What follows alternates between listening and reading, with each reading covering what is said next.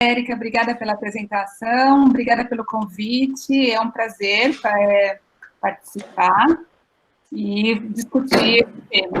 Né? O tema de alergia alimentar é um tema de aumento e de uma demanda, né, de difusão de alguns conceitos muito recentes, porque era um problema considerado raro, mas que vem aumentando na atualidade, em todas as faixas etárias, mas especialmente na faixa etária pediátrica, e alguns conceitos são bem importantes. Então, para mim, eu vejo como um privilégio ter a oportunidade de compartilhar alguns desses conceitos, porque eu acredito que quanto maior número de profissionais e de pessoas também, né, que souberem esses conceitos e de ajudarem, né, na difusão, e mais vidas e mais pessoas irão se beneficiar. Então, eu vou trazer alguns dos desafios que a gente tem hoje em alergia alimentar, né, um pouquinho, alergia, hoje se pedir para levantar a mão, quem tem alergia, acho que metade das pessoas aí vão levantar a mão, ou quase metade delas, e se perguntar se alguém tem alguém em casa, na família que tem, ou próximo, acho que a grande maioria das pessoas vão levantar a mão. E é um problema que está aumentando muito, se a gente olhar né, no intervalo, né, numa história recente, a gente vê que as alergias mais comuns são as respiratórias, então rinite alérgica quase todo mundo tem, está quase virando normal ter rinite alérgica, mas as alergias respiratórias, rinite, asma, embora sejam as mais prevalentes, elas atingiram, parece que um platô, e elas nós não temos observado um aumento dessas alergias respiratórias. Já as alergias dermatológicas, as alergias de pele e a alergia alimentar é o que vem sofrendo um aumento mais recente, bem atual. Outras mudanças que vêm acontecendo na alergia alimentar é que, além de ficar mais persistente, as crianças estão, mais comum, elas estão ficando mais tempo em restrição, porque as alergias estão mais persistentes, estão demorando mais para sarar. Antes se falava, quando eu fiz alergia, há 20 anos atrás, quando eu me formei na especialização em alergia, a gente aprendia que até os 5 anos a criança teria sarado. E hoje nós sabemos que não é bem assim, que muitas crianças permanecem alérgicas e entram para a idade adulta ainda alérgicas, embora algumas formas de alergia alimentar ainda a maioria desenvolva tolerância na infância. Além disso, as alergias têm ficado mais graves, e a associação com múltiplas alergias, que era um problema raro, também tem ficado um pouco mais comum. Aqui é um resumo, né, que reúne alguns dos principais trabalhos que avaliam a história natural da alergia alimentar, mostrando que antes a alergia era 90% até os 5 anos da alergia ao leite desenvolvia tolerância, e hoje 45% até os 10 anos e 80% até os 16. Para ovo, 70% até os 16 anos. Soja 70% até os 10, amendoim 20%, e camarão e frutos do mar, peixe, são as alergias mais persistentes e tendem a não desaparecer, a não desenvolver intolerância. Então, essa é uma mudança, especialmente nas alergias IgE mediadas, né? Isso não é observado nas alergias que não são mediadas por IgE. Eu vou falar um pouquinho dessa diferenciação daqui a pouquinho. E quando esse diagnóstico da alergia alimentar, como comer é uma coisa que nós fazemos todos os dias, várias vezes ao dia, tem um impacto muito grande na vida da família. Né? Os riscos que a alergia alimentar envolve, que vão além, né, das questões nutricionais, os riscos de reação, tendo um impacto psicológico e social, acaba envolvendo toda a vida do paciente. E aí a atenção para todos esses riscos, e o ideal é que o paciente com alergia alimentar, especialmente para alimentos comuns, como é o caso do leite, do ovo, do trigo, o ideal é que esse paciente tivesse uma atenção multidisciplinar. Né? O médico sozinho é muito limitado para atender todas essas demandas que a alergia alimentar envolve. E nesse caminhar que nós temos com o paciente com alergia alimentar, nós precisamos traçar alguns objetivos. O primeiro objetivo, né, e que em educação médica continuada, que é uma área que eu me dedico, hoje o problema da alergia alimentar, nós vivemos 2 problemas em relação ao diagnóstico. Um overdiagnóstico, um superdiagnóstico, então um número muito grande de pessoas fazendo dieta de restrição sem ter um diagnóstico firmado, baseado em suspeita, baseado numa história suspeita, e a história suspeita não se comprova em pelo menos 50% dos casos. Então, um superdiagnóstico é uma realidade, e também muitas vezes quadros que não são tão característicos, tão específicos, e tem um retardo no diagnóstico também. Então, um subdiagnóstico. O ideal é que nós não tivéssemos nem over, nem subdiagnóstico, nós tivéssemos um diagnóstico bem específico, e aí, então, a restrição fosse a mínima necessária. A promoção de uma alimentação saudável é fundamental. Hoje a gente sabe que para todo o processo de saúde e doença, a microbiota e a alimentação, né, sendo a principal fonte ali de decisão, né, de como a gente vai cuidar da nossa saúde, o que vai acontecer com essa criança, ou mesmo com um adolescente lá na frente, a alimentação ocupa um papel muito importante. Um outro objetivo é promover segurança e prevenção de reações em relação, né, à leitura de rótulos, às condutas de prevenção, prevenir complicações. Algumas alergias têm algumas complicações que podem ser prevenidas com condutas adequadas. E, na medida do possível, esse último objetivo é o mais difícil, é onde tem muita pesquisa, pesquisa em modelo animal, pesquisa clínica, para tentar entender o que pode ser feito para ajudar o sistema imune a desenvolver tolerância ao alimento que teve alergia. Então, a primeira coisa é definir o que é alergia alimentar, né? A alergia alimentar é um problema do sistema imune, o sistema imune que falhou no reconhecimento de uma proteína. Então, esse é o primeiro conceito, alergia é para proteína. Alergista, a gente quase tem convulsão quando a gente escuta alergia à lactose, né, que é um açúcar. Não existe alergia à lactose, não existe alergia a açúcar. Tem uma exceção, que é um açúcar presente na carne, que é alfa-gal, mas é uma coisa rara e exceção, e é só do especialista. Mas, em geral, a regra é que a alergia é para proteínas presentes nos alimentos, podem ser várias, todos os alimentos, mas não sabia que no arroz tem proteína, todos os alimentos têm proteínas, e a alergia, se for desenvolvida, vai ser para uma proteína desse alimento, que o sistema imune olhou para ela e não reconheceu como uma proteína para aprender tolerância, para aprender a regular e desenvolver tolerância. E como o sistema imune toma essa decisão, se ele reage ou se ele tolera? Fatores que vêm da dieta, xenobióticos, antibióticos, poluição, uma série de fatores, microbiota, participam desse processo que leva a essa interação do sistema imune com a proteína e ajudam nessa decisão que o sistema imune tem que tomar. Embora as doenças alérgicas e alergia alimentar também possa ter uma predisposição genética, faz parte das doenças atópicas, né, que tem uma herança genética, a genética não define se a pessoa vai ter alergia, né? A família que tem um filho com alergia carrega uma culpa que não é deles, né? Que fez de errado, ou será que é a genética? Ou quando é marido e mulher, né? A culpa é de quem? A culpa não é de nenhum dos dois. A genética é como essa analogia aí, né? Carrega a arma. Então, a pessoa tem um potencial. Então, o fato de eu ter um potencial para desenvolver alergia ou alergia alimentar não significa que eu vou desenvolver.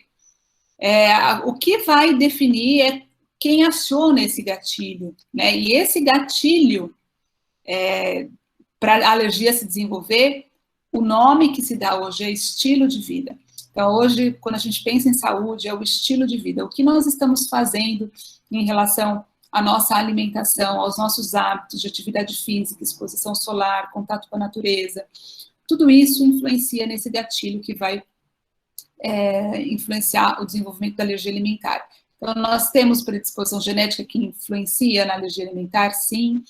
Características do próprio alérgeno, então hoje nós sabemos também que modificações no processamento do alimento, a gente pode ter facilitação da exposição de alguns epítopos, algumas regiões que não eram apresentadas e passam a ser apresentadas para o sistema imune e eventualmente podem não ser toleradas.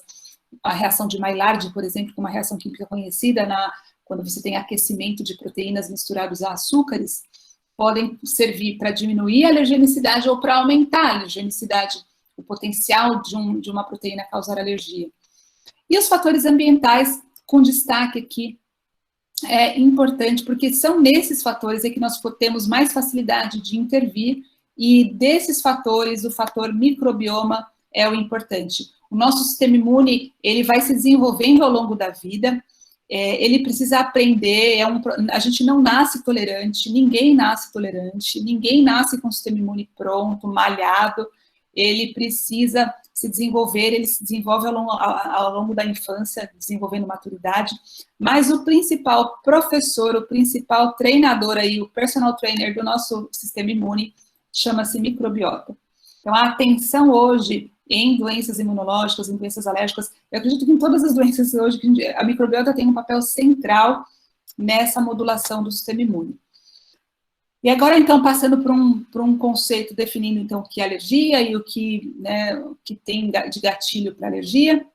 O próximo aspecto é trazer um conceito que eu considero muito importante, que é o papel dos testes de alergia nesse diagnóstico da alergia. Se eu colocasse essas 3 situações aqui, de um lactente com eczema grave, ou uma criança, um pré-escolar com angioedema, ou o terceiro aqui que estava com uma diarreia crônica, e mostrasse os exames deles. Olha, os 2 de cima têm IgE para leite positivo, tem exame positivo para leite. Eles têm alergia? O de baixo tem uma diarreia crônica, o IgE é negativo. Ele não tem alergia, então, porque o exame é negativo? E esse é o conceito importante, que a regra máxima em alergia é que teste de alergia não faz diagnóstico de alergia.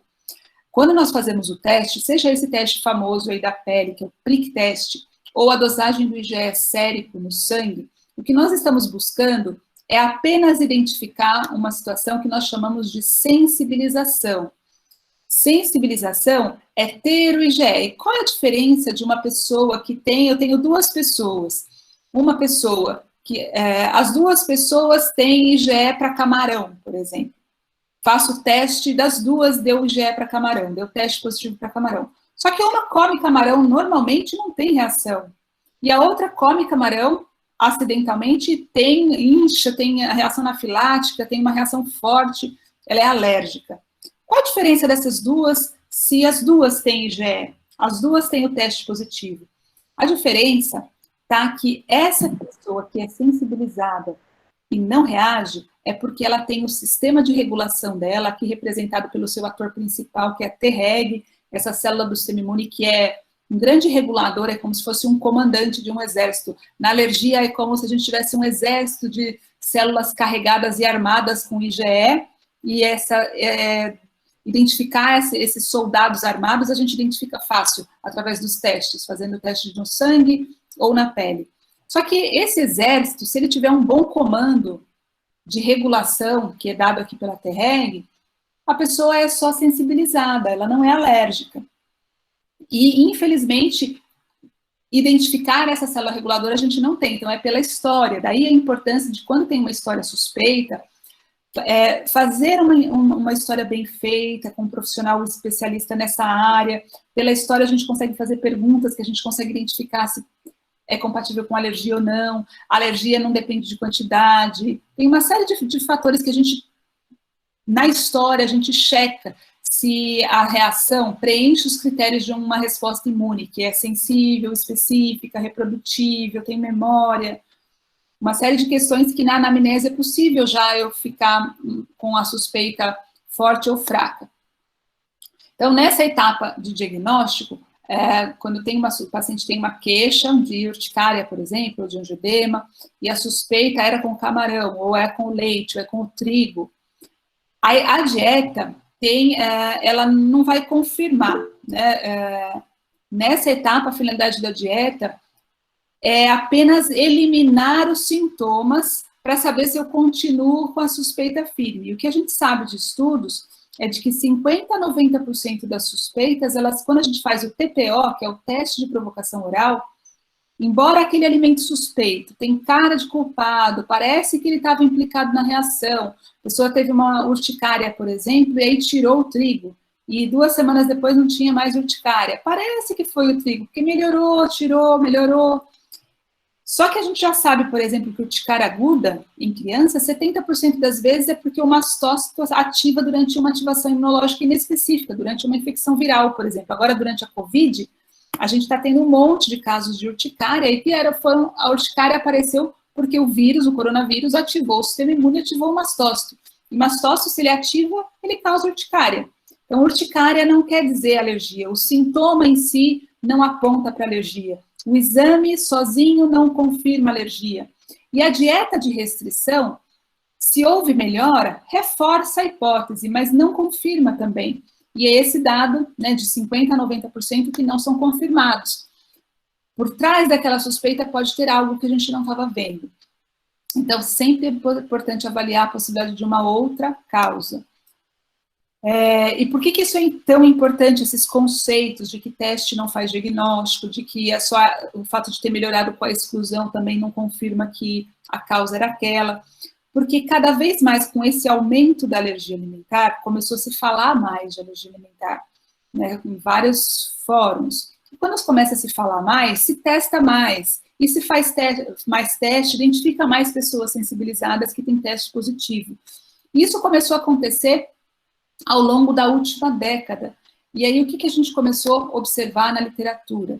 Né, relatos de pacientes que tinham choque anafilático, reações agudas e até reações fatais, morte causadas pelo profissional que orientou a dieta de restrição. Um exemplo clássico, eu acho que é esse aqui de 2004, se eu não tenho certeza, se eu não estou enganada, de uma adolescente de 12 anos que tinha dermatite atópica, e que é uma doença de mecanismo misto e que sensibiliza para muitos alimentos, mas não necessariamente, na maioria das vezes, essa sensibilização é regulada pela Treg, pelo sistema imune regulador, e não acontece alergia. Mas fez o exame veio positivo para peixe, foi orientado que ela fizesse restrição para peixe. Nesse dia, ela ganhou a sentença de morte dela, porque, infelizmente, a família seguiu essa orientação incorreta de fazer a restrição, fez restrição por 1 ano, e quando ela voltou a comer, ela teve uma reação anafilática. E isso é um dado conhecido, porque aquela Treg, esse sistema de regulação, um dos mecanismos de manutenção da sua atividade, de manter o sistema imune regulado, é ter o contato com o alimento. Quando se faz a restrição só porque viu o exame positivo, quando volta a comer, existe o risco de anafilaxia nessa exposição futura. Então, é muito perigoso orientar restrição, dieta de restrição em paciente baseado só em teste. Isso não deve ser feito, é contraindicado, não se pode orientar a restrição sem ter uma evidência clara de que aquele alimento está causando sintoma imediato. Ah, mas a pessoa foi no pronto-socorro, teve uma reação grave depois de comer camarão. Fez o teste, está positivo. Não, calma, então fica sem comer. Mas não pode orientar essa restrição como tratamento por um tempo prolongado. A gente considera tempo prolongado mais do que 2 meses. Mais do que 2 meses já há risco de quando voltar a comer, ter anafilaxia, mesmo que não tivesse alergia antes, só fosse sensibilização. Então, no primeiro momento, teve a reação, teve a suspeita, ok, tira, observa, não melhorou, mas precisa procurar um profissional da área e checar se é necessário mesmo, se esse diagnóstico está confirmado mesmo, e às vezes, aí a gente pode pensar, não, mas no sistema público, às vezes o paciente vai demorar 6 meses para achar um profissional, para conseguir uma consulta com um especialista. Ok, a suspeita é forte, fica em restrição por segurança, mas quando ele passa no profissional especialista, o que a gente faz é orientar que chegou um caso suspeito de trigo, teve uma urticária há 6 meses atrás, o exame para trigo era positivo, ficou sem comer o trigo. Eu fiz a história e achei que não tinham inconsistências para alergia. E aí eu vou checar, será que essa pessoa é alérgica mesmo?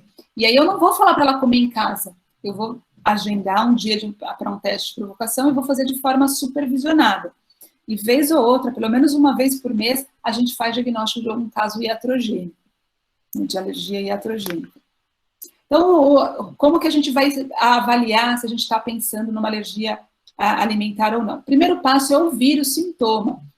Ouvir os sintomas sem preocupação. O paciente, ele tem uma ansiedade, e a gente também fica numa ansiedade de saber a causa, o que causou. Mas primeiro o exercício é ouvir bem os sintomas, definir que mecanismo que podem causar esses sintomas. Então, se é uma urticária, estou pensando mais no mecanismo IgE, mas vou pensar em diagnósticos diferenciais, que tem outras doenças que não são IgE-mediadas que também causam urticária. Ou o mecanismo é não IgE-mediado, ou é misto, né? IgE é o principal anticorpo que causa reação imediata. E a etiologia, as pessoas falam assim, meu filho tem APLV, ou fulano tem APLV, que é alergia à proteína do leite de vaca, ou tem alergia a ovo. Quando é que sara? Qual é o risco? Precisa fazer teste? Não precisa fazer teste? Quando é que vai sarar? Como é que faz? E tem uma falsa, esse é o terceiro objetivo, né? O primeiro objetivo, vou falar lá mudança epidemiológica, né, do aumento das alergias, depois o teste não faz diagnóstico. E aqui, o terceiro conceito que é importante é entender que o alimento não é ele que define a doença que a pessoa tem ou o prognóstico da doença, mas é qual é a doença. É como se, o exemplo que eu dou para os pacientes é assim, se você falar, olha, Ariana, eu tenho uma doença do cigarro, eu posso pensar num câncer de pulmão, mas outra pessoa pode pensar num enfisema. São duas doenças causadas pelo cigarro, mas de prognóstico muito diferente, de evolução muito diferente, de tratamento muito diferente. Então, a PLV não é nome de doença. Eu ouço, falo assim, né, faço de conta que escuto, mas a PLV não é nome de doença. O nome da doença é que é importante. Então, quando a gente está escutando a história, na verdade, eu estou tentando saber que doença meu paciente tem. Ele tem uma urticária e angioedema agudos, ele tem uma anafilaxia, ou ele tem uma dermatite atópica, que é causada por uma alergia alimentar, ou uma esofagite eosinofílica, que é causada por uma alergia alimentar, por leite, por exemplo. Ou ele tem um FPAS, que é uma enterocolite, que pode ter uma forma aguda e crônica, ou uma enteropatia, ou uma colite, ou uma proctocolite. E esses nomes parecem difíceis, mas não são, tá? Eu vou exemplificar. Por exemplo, as manifestações IgE mediadas, as doenças, né, que causam manifestações IgE mediadas, podem ser vômitos imediatos, eritema, urticária, tosse, sintomas respiratórios que raramente aparecem isoladamente, então rinite, asma, muco, secreção, em geral a gente não pensa em alergia alimentar de forma isolada, e pode ter manifestações cardiovasculares e pode ter anafilaxia. Essas manifestações IgE mediadas sempre, até no máximo 2 horas depois do contato com o alimento. Se a pessoa comeu a carne de porco no sábado à tarde e domingo ela foi ter urticária, não é a carne de porco, porque esse sintoma é causado por um mecanismo IgE mediado. Se é IgE mediado, tem que ser até no máximo 2 horas depois do contato. E no caso daquelas outras doenças, né, a proctocolite, os nomes, quando a gente escuta, né, a história, eu estou ouvindo, né, tem um quadro de diarreia, de muco, de sangue nas fezes, mas o ganho de peso é bom. Eu sei qual doença é, porque as pessoas falam assim, mas como que sabe sem fazer exame? É muito fácil, é que nome médico a gente gosta de dar nome bonito, ou nome feio, né, eu acho que é nome feio, mas eu vou toda inflamação, alergia gera uma inflamação. Onde está inflamado não funciona direito. Então, se o intestino grosso, o que ele tem aqui? Ele só absorve líquido, ele tem muita glândula que produz muco e tem uma vascularização no final do intestino grosso muito exuberante que pode causar sangue. Então, se aqui estiver inflamado, eu sei que eu posso ter diarreia, porque não absorve líquido direito, pode ter aumento da produção de muco e pode ter sangue. Mas se o intestino delgado estiver preservado, eu não vou ter alteração de absorção de nutriente. Então, essa criança vai ganhar peso normal. Então, quando a mãe conta, olha, tem diarreia, sangue, muco, mas o peso tá bom, eu sei que eu estou provavelmente diante de uma colite ou de uma proctocolite alérgica. Já o intestino, o trato gastrointestinal, quando ele está inflamado, né, alto e baixo, e pega o intestino delgado, pode ter os mesmos sintomas, pode ter sintoma também de náusea, de vômito, de refluxo, e pode ter alteração do ganho de peso, porque o local onde absorvem os nutrientes está comprometido. E a única forma de alergia alimentar que não está aumentando é essa aqui, que é a enteropatia induzida por proteína, que aí tem um acometimento exclusivo do intestino delgado. E aí aqui a criança tem um quadro de síndrome de má absorção. Aqui eu falei tudo criança, porque essas manifestações não IgE-mediadas, elas são praticamente exclusivas das crianças. Existem relatos isolados em adultos, eu acompanho alguns casos, mas é bem raro. Uma outra doença que está aumentando, e essa é uma das áreas que eu trabalho mais com pesquisa, essa é uma publicação que a gente teve, que é um marco, assim, para essa doença, que é a esofagite eosinofílica, que é uma doença muito negligenciada, porque os sintomas podem ser, as crianças se adaptam a ele, passam a recusar alimentos que são desagradáveis para a deglutição, e aí fica como uma criança seletiva, uma criança que não gosta de comer, ou que recusa. Ela é muito associada à alergia ao leite, né? E nós vimos que em 38% dos pacientes com alergia ao leite tinham eosinofilia esofágica. Então, é preciso um alto grau de suspeição de esofagite eosinofílica para poder fazer o diagnóstico. Então, esse é o resumo do diagnóstico das alergias IgE mediadas, né? Então, os testes, prick test, teste na pele e a dosagem de IgE no sangue avaliam somente a sensibilização, não fazem diagnóstico de alergia. Alergia molecular, que é testar para qual proteína do alimento, se é para caseína, se é para ovomucoide, se é para ovobumina. O diagnóstico molecular hoje de alergia, que já é uma prática de consultório, no SUS também a gente tem, ele serve para alguns alimentos para avaliar prognóstico e reatividade cruzada. Mas o que fecha mesmo o diagnóstico de alergia é o teste de provocação oral. Que nas alergias IgE mediadas existem algumas situações que a gente pode abrir mão, mas desde que a gente tenha se certificado bem, com uma história bem feita e complementando com os testes. Já nas alergias, aqui então só o resumo, né? Depois que eu vou passar para a não IgE. A gente vai fazer história, se for a suspeita IgE mediada, tudo bem, a gente faz o teste para avaliar a sensibilização. Pode fazer em qualquer idade? Qualquer idade. Bebezinho de 1 mês, de 2 meses, pode fazer. O que vai definir se eu posso fazer o teste ou não é se a história é IgE mediada. Com muita frequência a gente pega casos de crianças com sangue nas fezes, com proctocolite, com sintomas intestinais, e que veio com teste, veio, né, querendo fazer o teste, ou veio com teste negativo. Aí não se aplica, porque eu não estou suspeitando de alergia não IgE mediada. Então, é só quando é IgE mediada que a gente faz os testes. Aí propõe a dieta de restrição, o paciente não pode ter sintoma nenhum, e aí a gente faz o teste de provocação oral, que em alguns casos a gente pode abrir mão dele. Nas alergias não IgE mediadas, cujos sintomas mais comuns são choro, dificuldade de ganho de peso, refluxo, diarreia, muco, aqui tem um pontinho de sangue. As manifestações gastrointestinais são as mais comuns. Não tem teste para avaliar a sensibilização. Aí eu fiz a suspeita, pensei em diagnóstico diferencial, orientei as coisas mais comuns. Estou suspeitando de alergia não IgE mediada? Faz a restrição, o leite é o mais comum nesses casos, faz a restrição por 2 a 4 semanas. E uma coisa importante que a gente está vendo de forma muito triste é que muitos desses quadros não IgE mediados surgem em aleitamento materno exclusivo. A gente acredita que a sensibilização muitas vezes aconteceu na maternidade com a fórmula que, de forma inconsequente, é dado, né, muitas vezes sem a mãe nem saber, é dado fórmula na maternidade. E lá a criança sensibiliza. E aí, uma coisa errada que tem sido feita é suspender o aleitamento materno para fazer diagnóstico de alergia. Isso não, assim, não tem cabimento. O que se orienta é que, se surgiu em aleitamento materno exclusivo, que a mãe faça a restrição por 2 a 4 semanas e a gente observe se houve estabilidade. Aí, quando ela está com fórmula, o bebê está com fórmula, a gente substitui por uma fórmula hipoalergênica, que pode ser uma fórmula extensamente hidrolisada ou uma fórmula de aminoácido, dependendo da história. E aí, depois, é importante nos não IgE mediados esses confirmar a hipótese através do teste de provocação oral.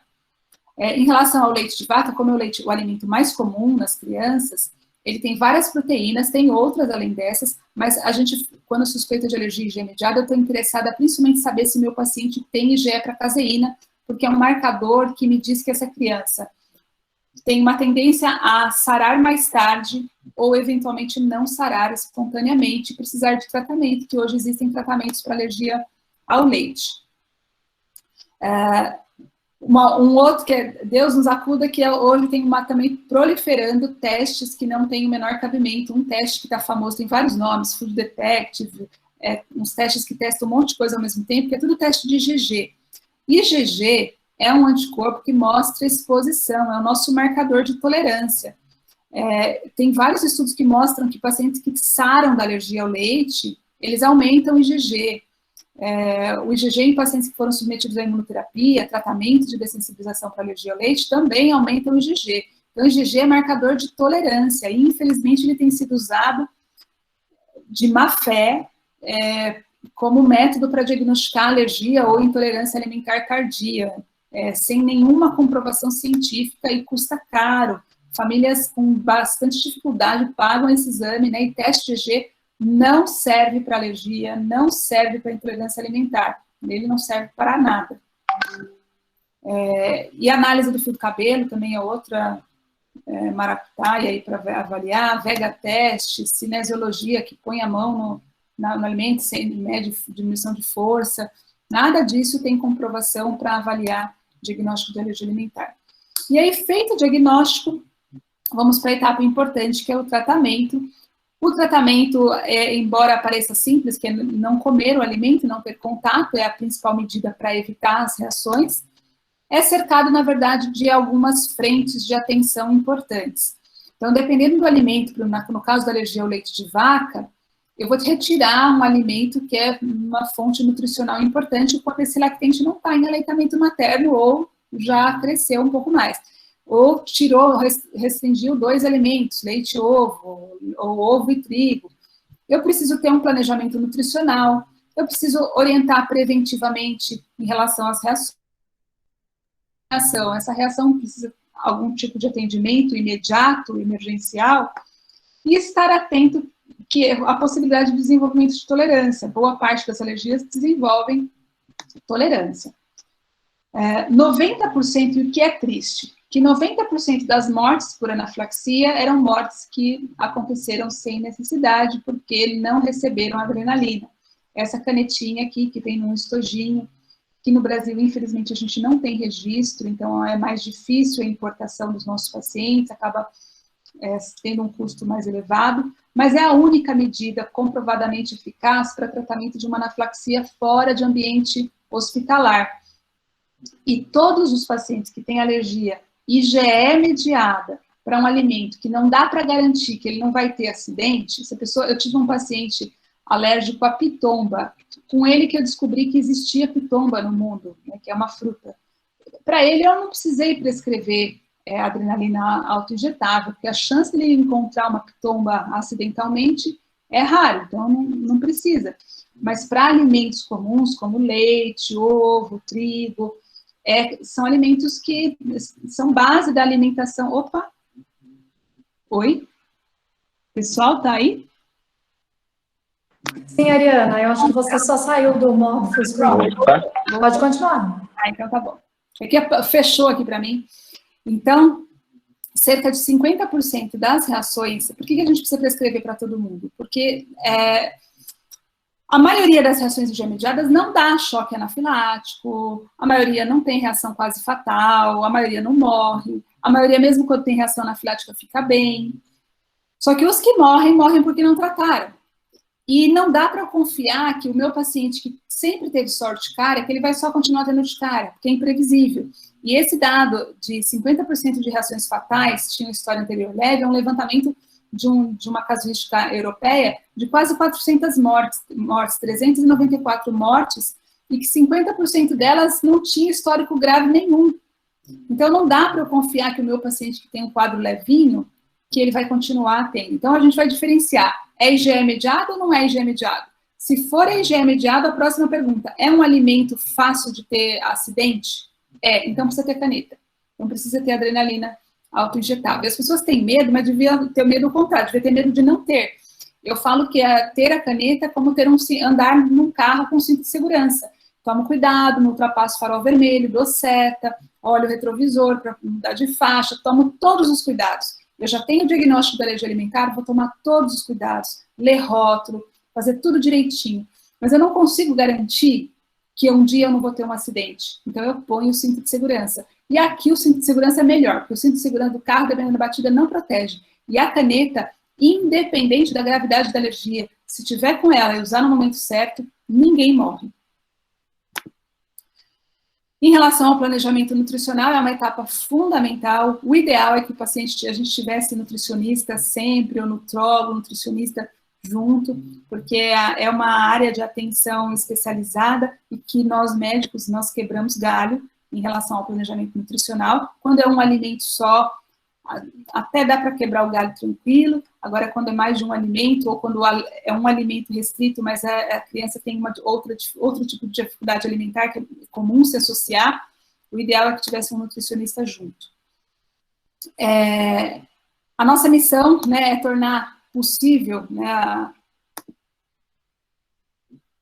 assim, o bem-estar desses pacientes. Então, na etapa de tratamento, né, durante o segmento, a finalidade da dieta de restrição, né, controlar controlar a doença, evitar as reações alérgicas, e a finalidade da dieta não é cura.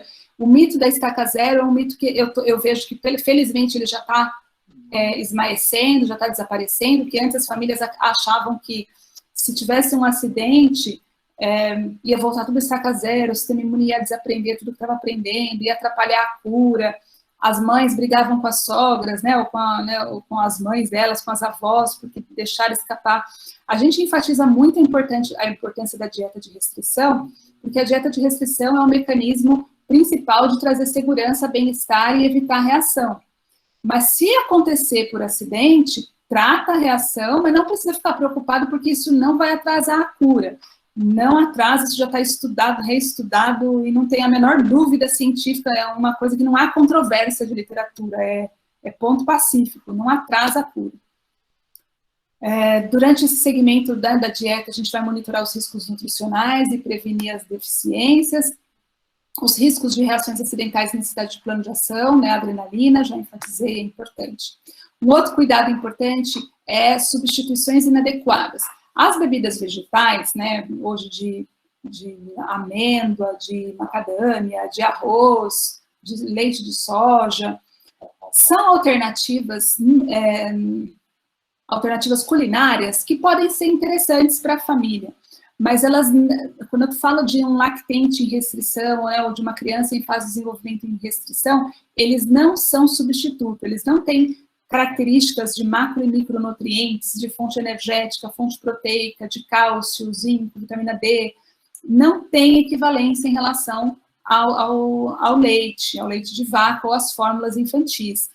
E especialmente o arroz, que é uma substituição, o leite de arroz é uma substituição popular, leiga, comum, é perigoso abaixo dos 4 anos fazer essa substituição. Uma coisa é ter uma alternativa culinária para usar numa receita aqui ou ali, mas fazer substituição para a criança usar diariamente, existe risco de intoxicação por arsênio. Então tem que tomar cuidado em relação a isso.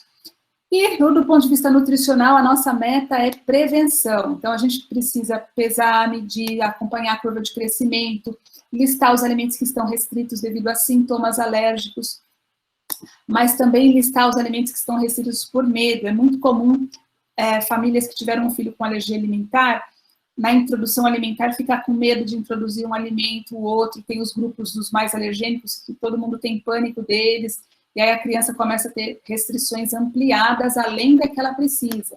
Então, na consulta é importante avaliar tudo isso. Avaliar quais são as restrições que estão desnecessárias e fazer a reintrodução. Seja reintrodução em casa, quando é possível, ou através de TPO, teste de provocação supervisionado, quando necessário.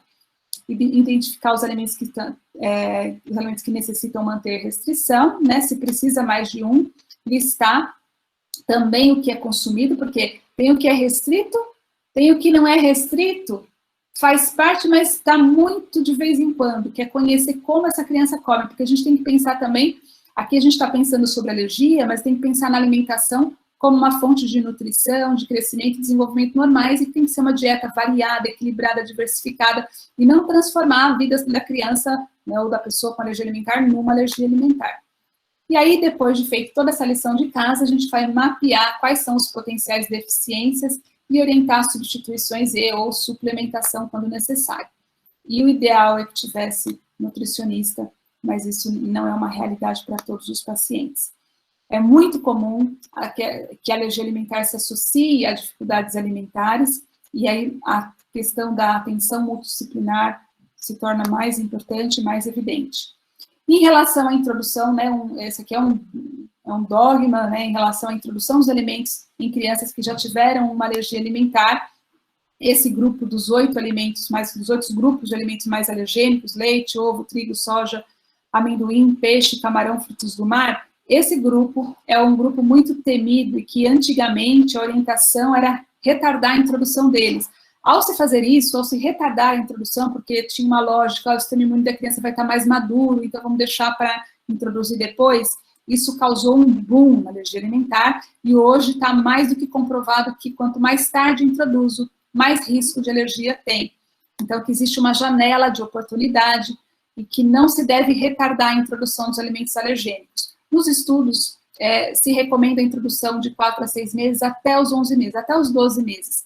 No Brasil, a recomendação é que a gente faça a introdução a partir dos 6 meses, a introdução entre 4 e 6, a maioria dos profissionais considera que pode afetar o aleitamento materno exclusivo, então, em geral, a gente orienta a partir do 6º mês, entre o 6º mês e 1 ano de idade. Todos os alimentos? Todos os alimentos. Até camarão? Até camarão. Mas aí vai depender, porque não basta só introduzir.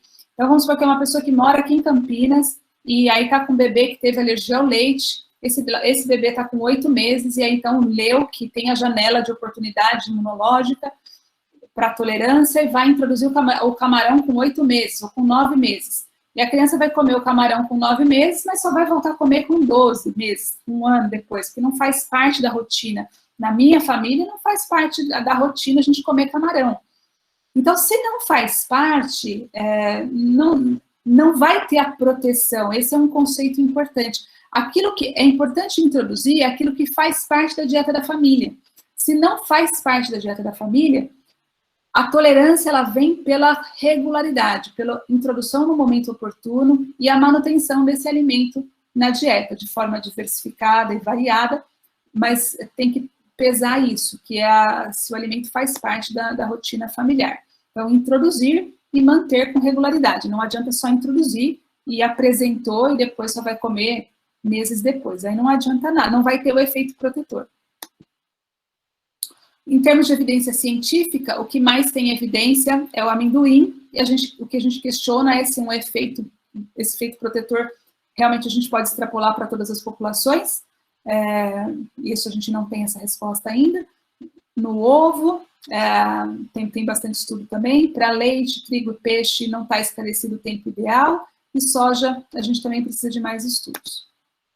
Em relação à reação cruzada, quando o paciente tem alergia a algum alimento, a gente tem que saber com o que ele tem semelhança estrutural, que o sistema imune pode olhar como se fosse a mesma coisa.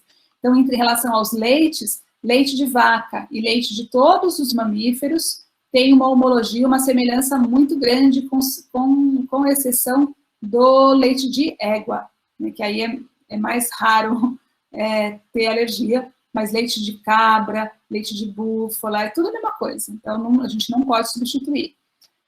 Alergia a pólen, frutas entre frutas, pode ter reação cruzada, frutas e látex, e isso tem que ser avaliado de uma forma bastante individual, que não vai ter tempo, mas a gente tem que fazer, se teve reação com um alimento, no caso das frutas, a gente tem que avaliar o risco para as demais. E depois que curou, boa parte desses pacientes vão sarar, curou e agora? Né? Porque eu vou trazer agora um último slide que mostra uma situação real de um paciente que teve um quadro de proctocolite, sangue nas fezes, a mãe fez a dieta, rapidinho melhorou, não suspendeu o aleitamento materno, não precisou de fórmula, a mãe fez a dieta em 4 dias, ainda tinha um pontinho de sangue, mas melhorou, depois estabilizou. Essa criança depois evoluiu com um quadro de dermatite atópica, que é comum a marcha atópica, e muitas vezes a marcha atópica é a criança que tem a genética para ter alergia alimentar, ela tem a genética para ter todas as doenças atópicas, e não necessariamente essas outras doenças estão relacionadas com o alimento. Só que o trauma que a alergia alimentar traz é que na marcha atópica, depois, essas crianças ficam taxadas que tudo para elas é alergia alimentar. Tudo que elas tiverem de alérgico, de doença, vai ficar se buscando o que é uma alergia alimentar. E, infelizmente, foi o que aconteceu com essa criança, que sofreu uma série de condutas inadequadas, restrições baseadas em sangue oculto, que é um exame que não deve, é execrável, é abominável fazer teste de sangue oculto nas fezes em bebês que têm alergia alimentar, não serve para nada. E aí foi feito teste de GE, teste de GG, e esse lactente voltou depois com uma restrição de mais de 20 alimentos, porque continuava com dermatite atópica. E o sangue oculto vinha positivo, porque quando nasce um dentinho, dá sangue oculto positivo. Morde a bochecha, dá sangue oculto positivo. Come um pedacinho de carne, dá sangue oculto positivo. E aí vinha sangue oculto positivo, vinha teste de GG, e foi só tirando o alimento, e isso está completamente inadequado. Era só uma marcha atópica, era só orientar o tratamento para dermatite atópica, que não tinha nada a ver com alimento nenhum. A criança que teve alergia alimentar, ela tem e ela vai sarar a maioria, vai desenvolver tolerância, e ela pode ter a marcha atópica, a dermatite atópica, ela pode ter uma rinite, ela pode ter COVID, que não é COVID por alergia alimentar, ela pode ter unha encravada, e eu falo assim meio brincando, mas é porque é uma realidade muito triste que a gente vive de restrições desnecessárias muito, muito, muito grande. E aí, infelizmente, essa criança era uma criança que era sensibilizada e que depois teve uma anafilaxia iatrogênica depois de ingerir um grão de pipoca, porque ela estava em restrição a milho, e ela não tinha história nenhuma. Quem causou essa anafilaxia por milho foi o médico que fez o teste que não precisava e orientou a restrição que não precisava.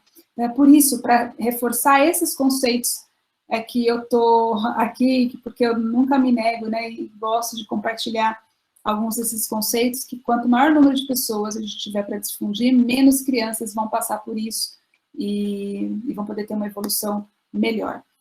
E finalizo com essa frase aí de Hipócrates, né, que é considerado o pai da medicina: todo homem deve ser um aprendiz da natureza. Se realmente deseja cumprir o seu dever, deve tratar de conhecer as relações que existem entre a saúde do homem e a sua alimentação. A alimentação hoje é um aspecto muito importante para a saúde e para a modulação do nosso sistema imune. Obrigada pela atenção.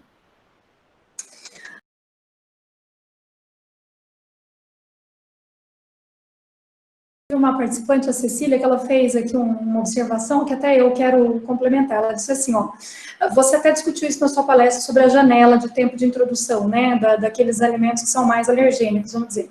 Ela está dizendo, esses alimentos alergênicos, ovos, pasta de amendoim, tomate, morango, tem que ser exposto para o bebê na introdução alimentar, entre o 6º e o 9º mês, né?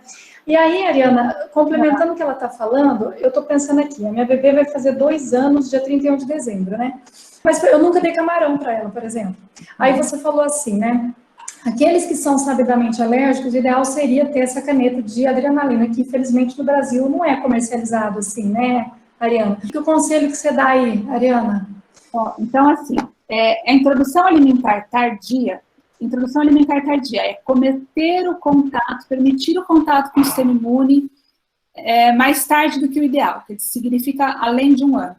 Depois de 1 ano, vai ter contato pela primeira vez com o alimento. Isso aumenta o risco. Aumenta o risco de forma teórica, mas na prática, quem de fato aumenta risco são pacientes que já mostram que têm um sistema imune mais alterado. Então, por exemplo, a sua filha, se ela tiver dermatite atópica, por exemplo, ou já tiver uma asma, o ideal seria um alimento que está no grupo dos mais alergênicos, como é o caso do camarão. Eu não faria a introdução sem antes saber se ela tem IgE. Porque se ela já está 4 anos, 5 anos de vida sem nunca comer, vai comer pela primeira vez e ela é atópica, eu recomendo fazer o GE primeiro para saber se ele é positivo. Se ele for positivo, não quer dizer que ela é alérgica, mas aí eu não vou deixar ela fazer o teste em casa. Perfeito. A Daiane está dizendo assim, ó, meu filho, quando bebê, tinha alergia a melão. Pelo menos foi o que achamos, aquela coisa, né? A gente imagina, mãe quer dar uma de o quê? Que é imunologista, né, Ariana? Uhum. Preferimos não dar mais. Hoje ele tem 10 anos e ele mesmo não gosta de comer e evita. Teve muito vômito e precisávamos ir ao hospital para tomar soro com medicação para o vômito cessar. Esse quadro vômito, eu falei rapidamente porque não dá para falar de todas as doenças, né? Mas tem uma doença que chama F. pais agudo. Das alergias não higienizadas é a mais grave, que ela é caracterizada por depois de comer o alimento, e aí pode ser qualquer tipo de alimento, fruta, cereais, qualquer leite. A característica da doença são vômitos repetidos que levam à desidratação. Essa fica mole, letárgica, molinha, às vezes fica gelada, e vomita, e só melhora depois realmente quando vai para o pronto-socorro, toma soro, e depois de 1 a 2 horas melhora. Ariana, a Nayara... Oh, perdão, desculpa, pode continuar falando, desculpa. Não, essa faz agudo é uma forma de alergia meio grave. A Nayara está perguntando para você, pode ocorrer a cura e a criança continuar com os níveis de IgE elevado? Pode, boa pergunta, Nayara. É a regra. Porque lembra que o sistema imune tem o exército lá dos soldados, o problema dele não é ter os soldados com a arma na mão, o problema é não ter quem regule. O que é a cura? A cura é desenvolver maturidade, o sistema imune desenvolve regulação e controla os soldados com a arma na mão. E aí esses soldados continuam lá. Então, é o contrário do que as pessoas pensam. Quase nunca fica negativo. Quase sempre sara e fica com o IgE positivo. Então, a gente não espera o exame ficar negativo. Ariana, aí aqui a Juliana está dizendo, né, que enviou um e-mail para nós, para a gente dar uma olhada, tudo bem, depois para a equipe do CEPID, né?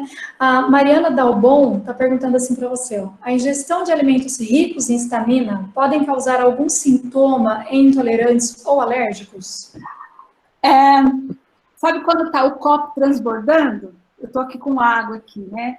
Então, quando o copo está transbordando, coloca uma gotinha e transborda. Então, por exemplo, berinjela, morango, tomate, eles são liberadores de histamina. Mas tem que comer muito morango, quilos de morango, de berinjela. Agora, se a pessoa já tem uma condição, por exemplo, tem uma dermatite atópica, que já está ali com os receptores muito fáceis para estimular a coceira, a vermelhidão, aí, às vezes, esses alimentos podem causar coceira, mas não é alergia, e eles não são proibidos, eles não são mais alergênicos do que outros. Então, tem muita gente que faz restrição de alimentos porque tem histamina, coitado do morango, do tomate, da berinjela, eles não são a causa do problema. Então, eles só, às vezes, são uma gotinha ali no copo d'água.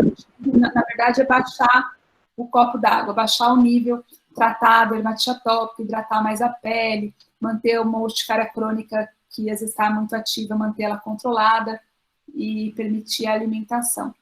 Comida é uma coisa boa, viu? Eu trabalho com alergia alimentar, meu trabalho é muitas vezes diagnosticar e falar para as pessoas que elas não podem comer, mas talvez porque eu faça tanto isso, eu aprendi que a gente tem que agradecer quando a gente pode comer e não pode ficar sem comer sem necessidade.